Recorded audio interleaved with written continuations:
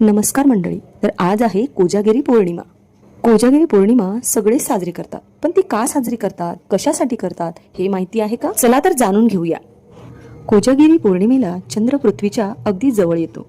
चंद्राची प्रकाश किरण पृथ्वीवर पडल्याचे लाभदायक आणि सर्वोत्तम मानली जाते.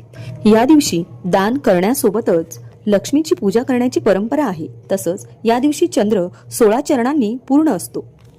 कोजागिरी को जागरती म्हणजे कोण जागे आहे असे लक्ष्मी विचारते. म्हणजेच कोण जागे आहे, कोण आपले कर्तव्याला जागे आहे, त्याला लक्ष्मी धन देते. म्हणून आपण कोजागिरी सण साजरा करतो. असे मानले जाते की लक्ष्मी माता म्हणते, मनुष्य जागून माझी पूजा करत असेल त्याला मी अपार अपार धनधान्य देईन. कोजागिरी पौर्णिमा ही उजाळाची रात्र असल्यामुळे ह्या रात्री चंद्राची किरणे दुधात पडतात. त्यामुळे आटवणारे दूध हे औषधीयुक्त तयार होते, जे शरीरासाठी खूप उपयुक्त असे असते. चंद्रप्रकाशात ठेवलेली खीर किंवा दुधाचे सेवन केल्याने शरीर मन निरोगी राहते आणि पोषण वाढते. महाराष्ट्रात या पौर्णिमेला कोजागिरी पौर्णिमा असे म्हणतात, पण गुजरातमध्ये या पौर्णिमेला शरद पौर्णिमा असेही म्हणतात. या पौर्णिमेला संध्याकाळी चंद्रोदयानंतर भाविक विशेष पूजा करतात.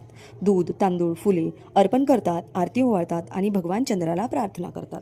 दमा किंवा अस्थमा यांसारख्या आजारांच्यावरील औषधे खिरीमध्ये मिसळून कोजागिरीच्या रात्री चंद्राच्या प्रकाशात ठेवली जाते. चंद्राचे किरण या खिरीवर पडल्याने त्याचा गुणधर्म बदलतो आणि अशी खीर आजारी व्यक्तीला दिल्यास तिला आराम मिळतो असे मानले जाते. कोजागिरी म्हणजे उल्हासाचा आणि आनंदाचा उत्सव. शीतलता आणि सुंदरता यांच्या शांतिरूप समन्वयाची अनुभूती. मग काय, तुम्ही केली ना कोजागिरी पौर्णिमा साजरी?